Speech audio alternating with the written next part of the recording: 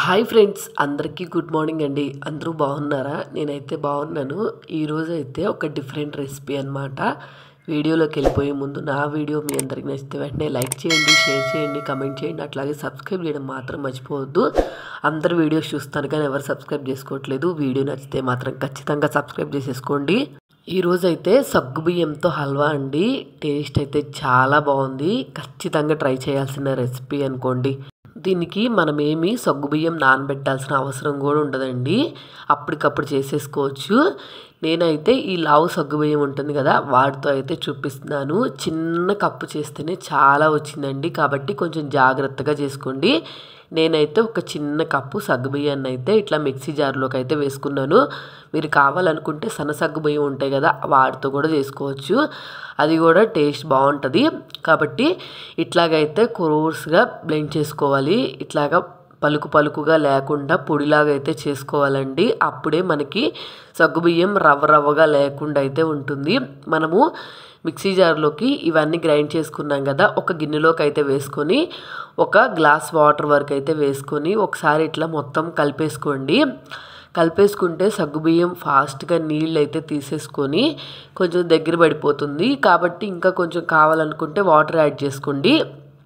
ఖచ్చితంగా మాత్రం వాటర్ అయితే యాడ్ చేసుకొని ఇలా కలిపి పక్కన పెట్టుకోవాలి. లేకపోతే మనం పాకంలో డైరెక్ట్గా వేసామంటే మొత్తం ఉండగట్టిపోయి హల్వా టేస్ట్ అయితే బాగోదు, చండాలంగా వస్తుంది.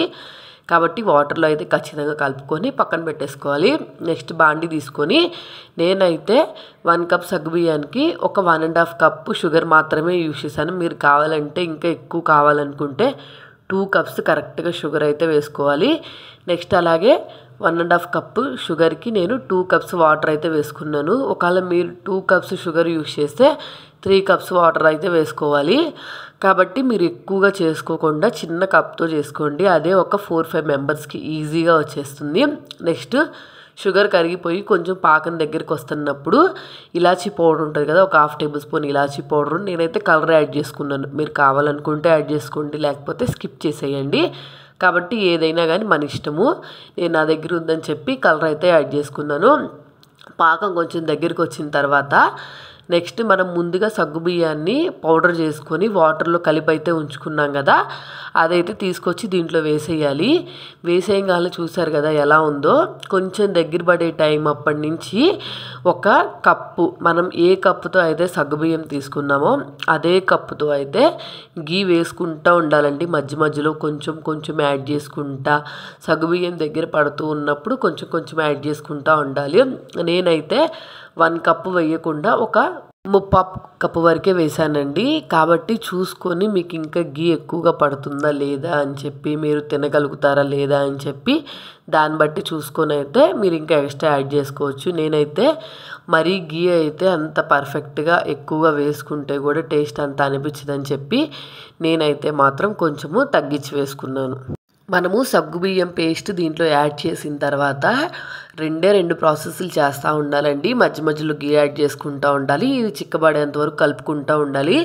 మనం ముందు వాటర్తో కలుపుకొని సగ్గుబియ్యం దీంట్లో యాడ్ చేసుకున్నాం కాబట్టి ఉండగట్టిద్దని టెన్షన్ కూడా మీకు అసలు ఉండదన్నమాట. ఇంకా మనం నార్మల్గా పౌడర్ తీసుకొచ్చి వేసినట్టయితే మొత్తం సగ్గుబియ్యము పేస్ట్ లాగా అయితే అయిపోయేది. కాబట్టి వాటర్లో కలిపి వేసుకున్నాం కాబట్టి అసలు ఇంకేం టెన్షన్ ఉండదు. చూసారు కదా మొత్తం కలుపుకుంటే ఎలా వచ్చేసిందో. కాబట్టి స్లోగా గీ యాడ్ చేసుకుంటా మిక్స్ చేసుకోవడమే. నేనైతే దీంట్లోకి డ్రై ఫ్రూట్స్, బాదం పప్పు మాత్రమే వేశాను. మీరు కావాలనుకుంటే సన్ఫ్లవర్ సీడ్స్, పంప్కిన్ సీడ్స్ ఇట్లాంటివి ఉంటాయి కదా, అవన్నీ ఫ్రై చేసుకునైనా వేసుకోవచ్చు. జీడిపప్పు, కిస్మిస్, పిస్తా ఇట్లాంటివన్నీ. నేనైతే ప్రజెంటు ఇదొక్కటే వేసుకున్నాను. నెక్స్ట్ కొంచెం గీ వేసుకున్నాను. మొత్తం కలుపుకుంటూ ఉన్నాను. ఇది కుక్ చేయడానికి అటు ఇటుగా ఒక 10 మినిట్స్ 15 మినిట్స్ టైం పడుతుంది. ఎందుకంటే సగ్గుబియ్యం అంతా ఉడికి బాగా దగ్గరికి వచ్చేయాలన్నమాట. ఎట్లా అంటే మనం కరాచీ హల్వా చేసుకుంటాం కదా, అట్లాగా మొత్తం అంతా థిక్ పేస్ట్ లాగా అయితే దగ్గరికి అయితే వచ్చేసి ఒక ముద్దలాగా అయితే రావాలి. అప్పుడు వరకు అయితే దీన్ని తిప్పుకుంటూ ఉండాలి. నేను యాడ్ చేసిన షుగర్ అయితే మాత్రం కొంచెం తక్కువ స్వీట్ అనిపించిందండి. మీరు ఇంకా ఎక్కువగా తినేవాళ్ళు అయితే నేను ఇందాక చెప్పినట్టు ఖచ్చితంగా 2 కప్స్ యాడ్ చేసుకొని 3 కప్స్ వాటర్ వేసుకున్నారంటే మీకు స్వీట్నెస్ కూడా ఎక్కువ వస్తుంది. కాబట్టి నేను కొంచెం తక్కువ యాడ్ చేసుకుందామని చెప్పి యాడ్ చేసుకున్నాను. మీరు ఇంకా ఇదే ప్లేస్లో బెల్లంతో కూడా సేమ్ ఇదే ప్రాసెస్ చేయొచ్చు. బెల్లం అంతా కరిగి ఒక్కసారి చిక్కగా వచ్చేసిన తర్వాత బెల్లము అప్పుడైతే మనం ఈ సగ్గుబియ్యం పేస్ట్ యాడ్ చేసుకున్నామంటే ఇంకా మనం షుగర్ ప్లేస్లో బెల్లం యూజ్ చేసుకొని కూడా చేసుకోవచ్చు. చూసారు కదా, మనము ఇందాక నుంచి తిప్పుతూ ఉంటే ఆటోమేటిక్గా దగ్గరికి అయిపోయి చూసారు కదా పేస్ట్ లాగా ఎలా వచ్చేసిందో. ఇలా వచ్చేసిందంటే దగ్గరికి మనకి హల్వా అయితే రెడీ అయిపోయినట్టే.